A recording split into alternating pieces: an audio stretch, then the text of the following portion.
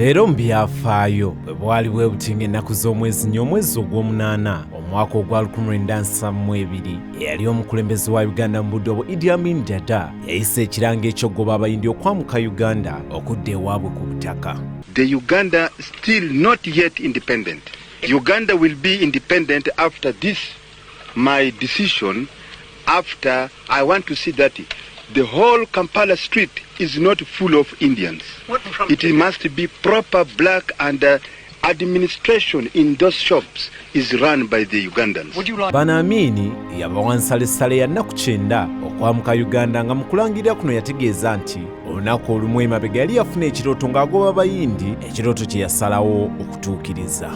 Nga tannabakola kulangirira kuno, Amini yali asinkanye abakulembeze kw'ossa n'abakulu b'abayindi mu Uganda emirundi ebiri ku International Conference Center kati emanyiddwa nga Serena Hotel. Yabategeeza nti abayindi abaali baagala okufuuka bannayuganda baalina eddembe lyabwe okwewandiisa okufuuka bannansi nga bayita mu kwewandiisa ng'amateeka bwe galambika. Mu nsinkano eno, Amini yateeka nnyo essira ku bibuuzo eby'enjawulo naye ebyawulika ennyo kye ky'abasawo abayindi abasomeseddwa ku nsimbi ya gavumenti ya Uganda okujeema okulera amalwaliro ag'ebyalo kw'ossa n'olwaki abasajja abayindi baaganzanga kw'ossa n'okuwasa abakyala bannayuganda ate ne basimba nnakako ku basajja bannayuganda okuganza kw'ossa n'okuwasa bawala baabwe oba abakyala abayindi. Olwaleero giweredde ddala emyaka 48 bukya His Excellency omukulembeze wa Uganda okutuusa okufa Field Marshal Al-Hajj Conqueror of the British Empire Dr. Idi Amin DADA nga bwe yayagalanga okuyitibwa agoba abayindi okuva mu Uganda era n'alangira nti ebyobugagga byabwe omuli ebizimbe n'ebirala kw'ossa ne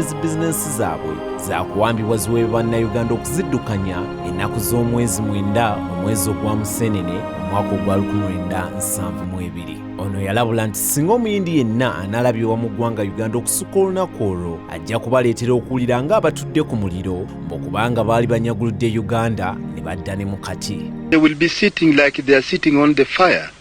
I will tell you this. You just wait after 3 months. Ensonga enkulu ey'ogoba abayindi bano abaali basibayo 50,000. Amini yategeeza nti yali yakakasa nti ebyenfuna by'eggwanga biddukanyizibwa bannansi okusinga okubeera nga bitambulira wansi w'enkwawa z'abo be yayita abagwira. Ekikolwa kya Amini kyafumirirwa nnyo okwetoolola ensi nga wadde gavumenti ya Bwindi yategeeza okukolawo akatiisa kw'ossa ne Bungereza okusaza mulondi yali yeesuubiza Uganda omwaka ogwali guyise. Kino tekyayegula Amini tamira bw'atyo yagenda mu maaso n'okutuukiriza ekirooto kye eky'okugoba abayindi okuva mu Uganda. Kino tekyaleka byanfuna bya Uganda kye kimu era byaserebwa nnyo ng'era Yoweri Kaguta Museveni agenda okuwamba mu mwaka 1986 ng'ebyenfuna bitawaguddwa nnyo bw'atyo n'alangirira okukkiriza kw'abayindi okumeera bangi kati badda bakakalabya egyabwe mu bizinensi ez'enjawulo. Leero mu byafaayo Idi Amin DADA agoba abayindi okwamuka Uganda.